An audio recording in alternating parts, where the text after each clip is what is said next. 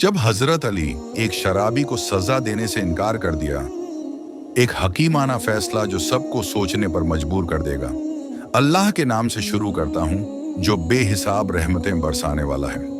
भाइयों और बहनों, आज मैं आपको एक ऐसा वाकया सुनाने जा रहा हूं जो इंसाफ, रहमत और हिकमत तीनों को एक साथ बयान करता है।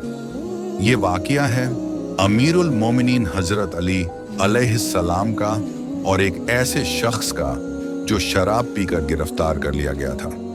एक दिन लोगों ने एक आदमी को पकड़कर लाया। वो नशे में था, उसके होश उड़ चुके थे।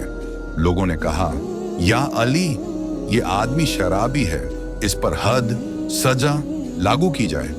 हजरत अली ने बड़ी गहराई से उस शख्स को देखा, फिर फरमाया, क्या ये दिन का वक्त है या रात का? लोग बोले, या अली, ये रात का वक्त है। हजरत अली फिर पूछा, क्या ये शख्स मुसलमान है?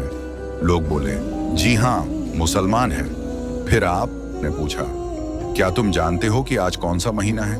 किसी ने जवाब दिया, या अली, ये रमजान का महीना है। ये सुनकर हजरत अली का चेहरा बदल गया।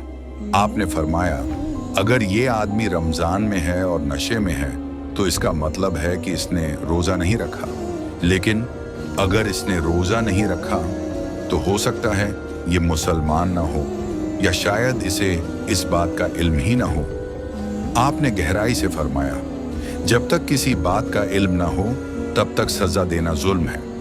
लोग हैरान रह गए, क्योंकि वो तो सजा की उम्मीद में आए थे। लेकिन हजरत अली अजाक ने हिकमत और रहमत का दरवाजा खोल दिया।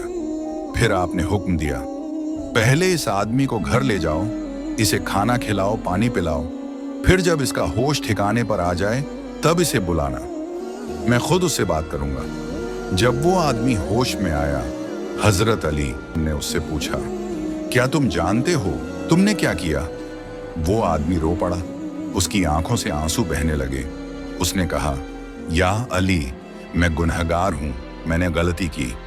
हजरत अली मुस्कुराते हुए फरमाया, जो अपने गुनाह को मान लेता है, अल्लाह उसके लिए रहमत के दरवाजे खोल देता है। जा तौबा कर ले, क्योंकि तौबा करने वाला वही है जिसे अल्लाह पसंद करता है।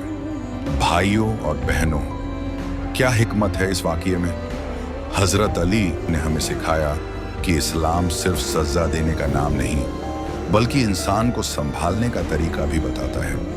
कभी कभी हमें लोगों के गुनाह पर फौरन हुक्म नहीं लगाना चाहिए, बल्कि देखना चाहिए क्या उसे सही और गलत का इल्म है, कहीं वो अज्ञानता में तो नहीं डूबा हुआ। याद रखिए, इंसाफ तब पूरा होता है जब उसमें रहमत शामिल हो। अगर हम हर गुनहगार को पत्थर मारेंगे तो तौबा करने वाले कहां जाएंगे? अल्लाह की किताब हमें सिखाती है कि रहमत गुस्से पर भारी है।